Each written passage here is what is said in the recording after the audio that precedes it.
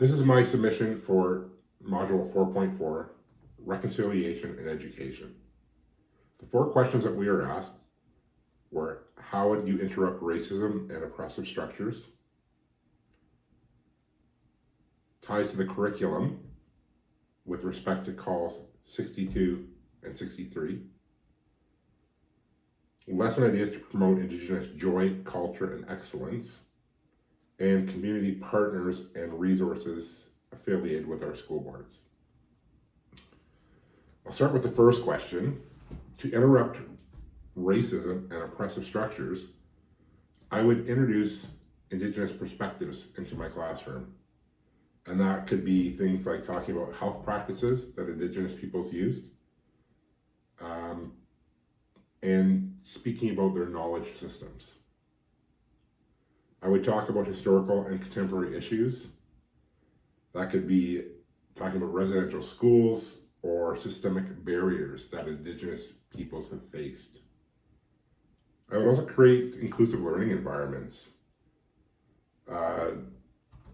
ones that would respect and reflect on the diversity of Indigenous peoples and their contributions in healthcare.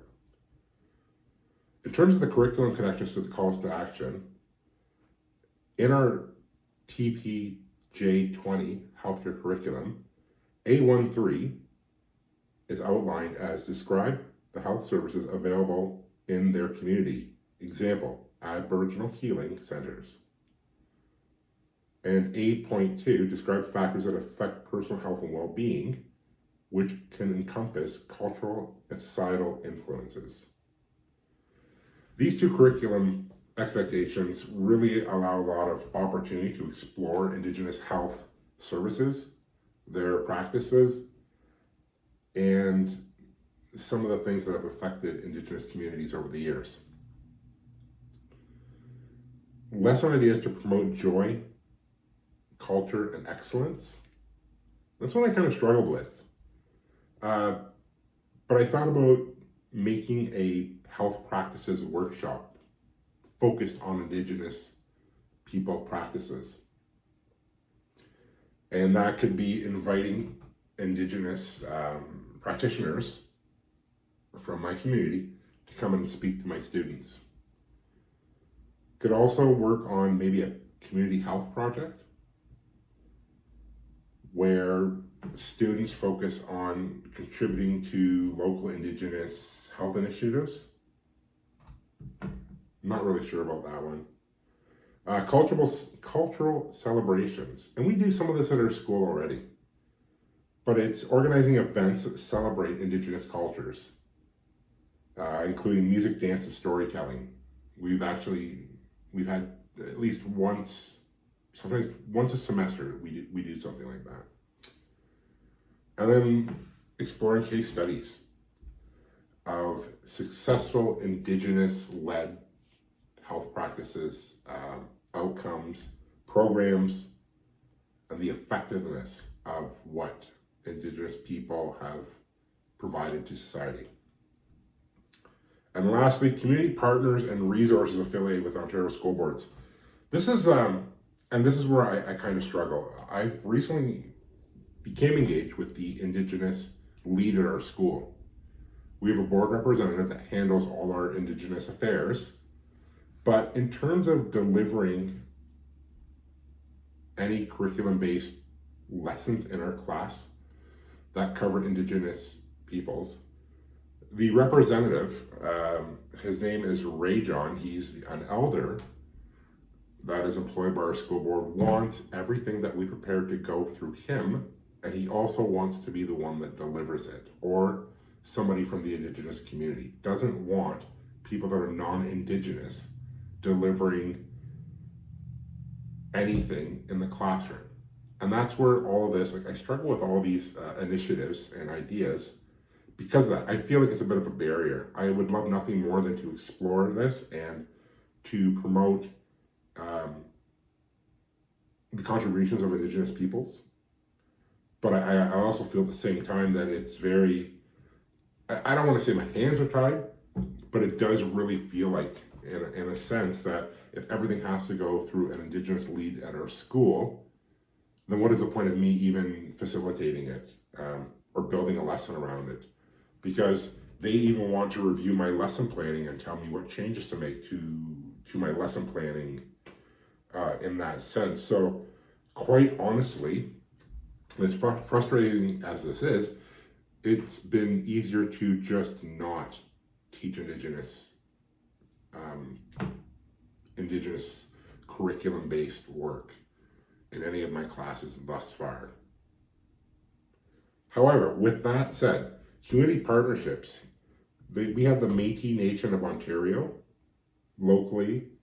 We do have Indigenous health centers here. We also have Indigenous community centers here. And then, as I mentioned, we have our Indigenous leads at the school board. So there is quite a plethora of resources that I could lean on in terms of bringing in partnerships and resources, and even Indigenous-led groups. Not groups.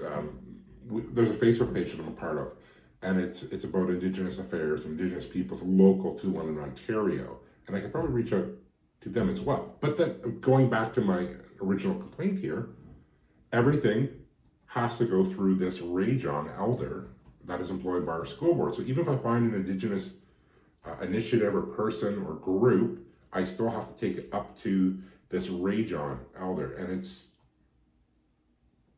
it seems like a lot of red tape, and it's very frustrating and it's very limiting.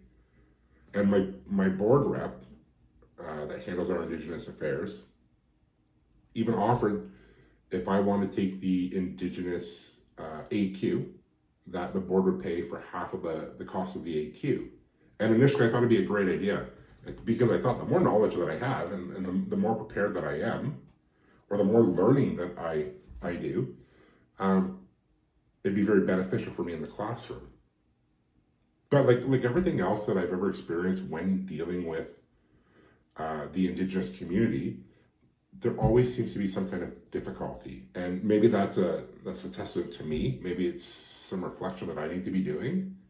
But I brought to London its first BIPOC crosswalk several years ago, which is Black Indigenous People of Color. I brought a crosswalk to downtown London that represented everyone from every walk of life. And I sat down with the Black community, I sat down with the Muslim community, and I sat down with the Indigenous community. And the Black community was absolutely on board. They loved the idea. I sat and had meetings with some of their representatives. Same with the Muslim community. I sat, discussed with them, and listened, and it was a fantastic learning experience. And they were on board. But when it came to the Indigenous representatives that I was speaking to, they wanted to take full control of the project. They wanted to change so much about the project, which was simply just painting certain colors on the crosswalk, on the crosswalk bars. And they wanted to add imagery and logos, and I was trying to express to them that it has to be a solid color representing the Indigenous community. And nobody else had an issue with it except for the Indigenous community. And they made it very, very difficult, to the point where I just eventually just had their color representation painted on the road, even after having all their discussions, even without getting their blessing, because we had to move this project forward.